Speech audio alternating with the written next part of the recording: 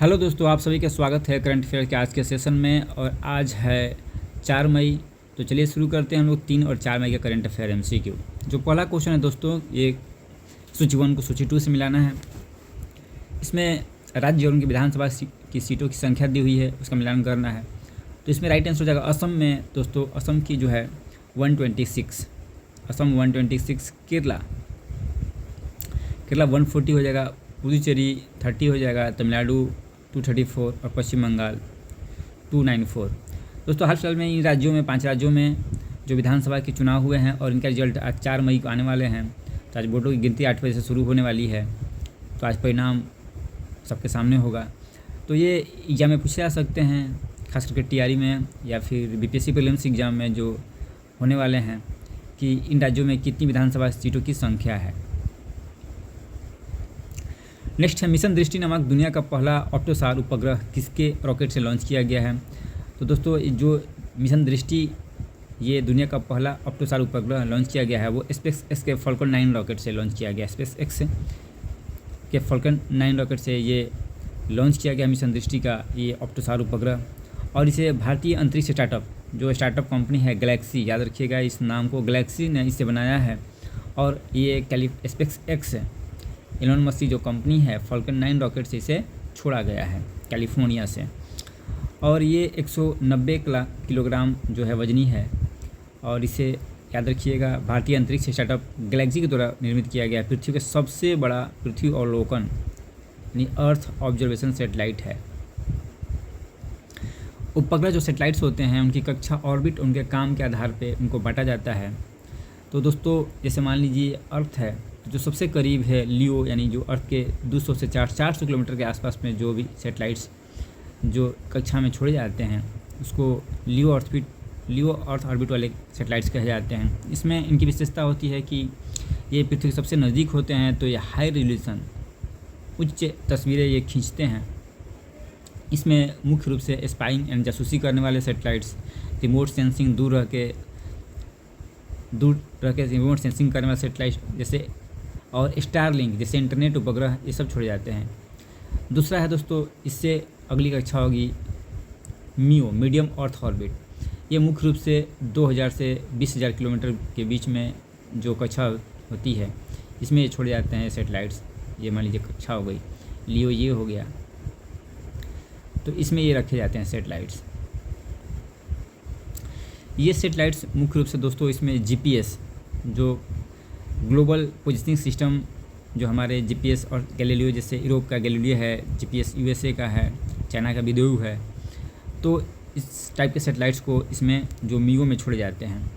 और सबसे जो ऊपर है 36,000 किलोमीटर पे ये सैटेलाइट्स 36,000 किलोमीटर पे जियो स्टेशनरी सैटेलाइट्स, इसमें मुख्य रूप से जो हमें डीटीएच सर्विस देते हैं या कम्युनिकेशन सैटेलाइट्स, जो टेलीविज़न कार्यक्रम और जो भी हम लोग देखते हैं, तो वैसे सैटेलाइट्स को ये जियो स्टेशनरी ऑर्बिट में भूस्थितिक कक्षा में छोड़े जाते हैं। ये 36,000 किलोमीटर के हाइट पे इसको रखे जाते हैं। काम के आधार पे भी सैटेलाइट्स को बांटा जाता है। जैसे संचार वाले हैं कम्युनिकेशन सैटेलाइट्स, तो कम्युनिकेशन सैटेलाइट्स वो काम क्या कर देंगे, टीवी, रेडियो, आपदा प्रबंधन आदि, tele education, tele health services, ये सब प्रोवाइड करवाएंगे।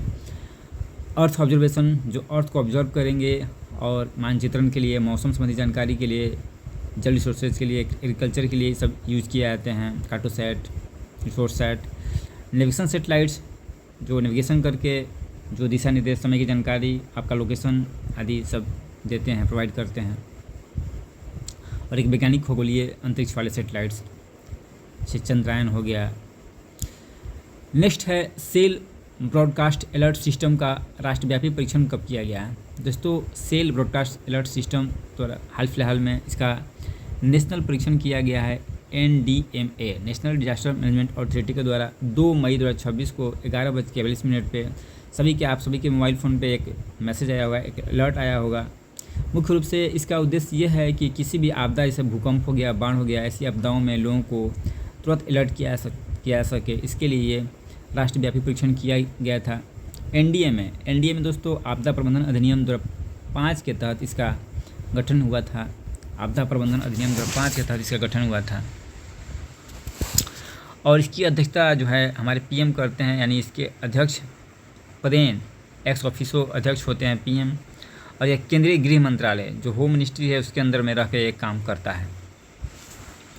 नेक्स्ट है IFFI यानी international film festival of India के फेस्टिवल डायरेक्टर कौन नियुक्त किए गए हैं?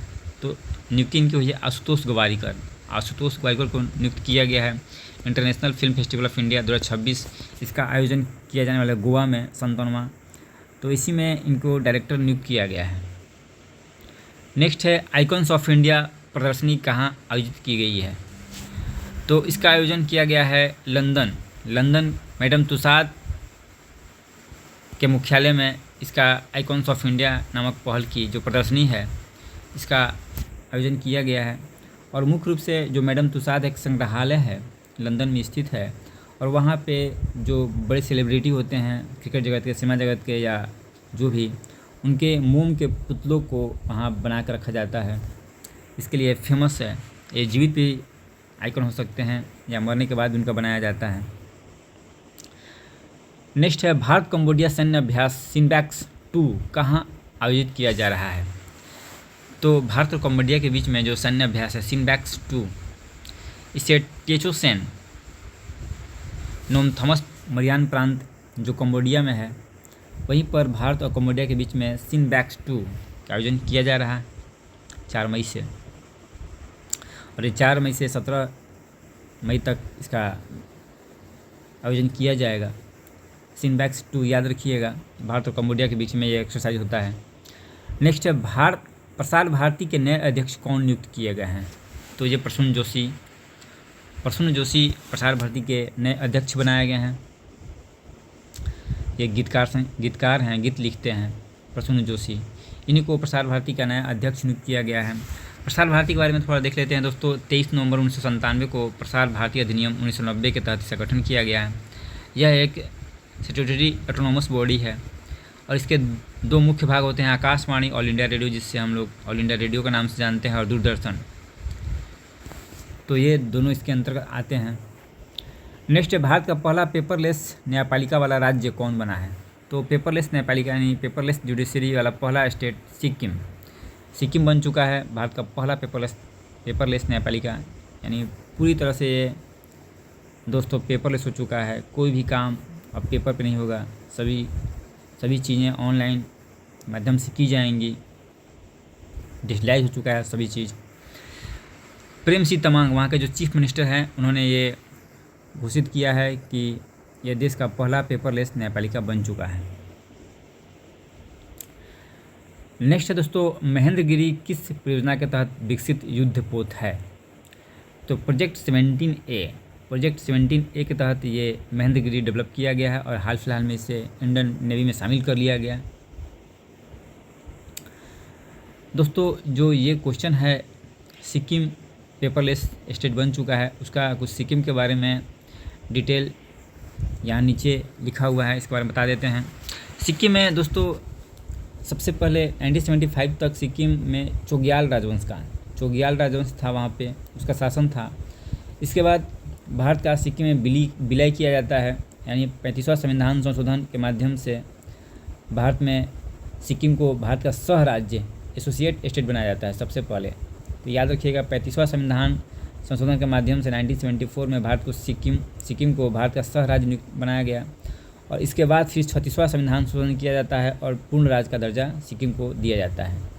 तो ये एग्जाम में पूछा जा सकता है। इसके बाद एक अनुच्छेद 371F शामिल किया जाता है, जिसमें सिक्किम को कुछ विशेष अधिकार प्रदान किया जाता है कि राज्य की संस्कृति, भूमि अधिकार जैसे चीज़ें इसमें शामिल की गई हैं। तो ये इसकी विशेष अधिकार इस आर्टिकल 371F के माध्यम से दिया गया है। ज्योग्राफिकल सिग्निफिकेंस देखते हैं तो यहाँ पे दुनिया की तीसरी सबसे ऊंची चोटी कंचनजंगा सिक्किम और नेपाल के बाउंड्री पे है। तो ये भारत में स्थित है सिक्किम में।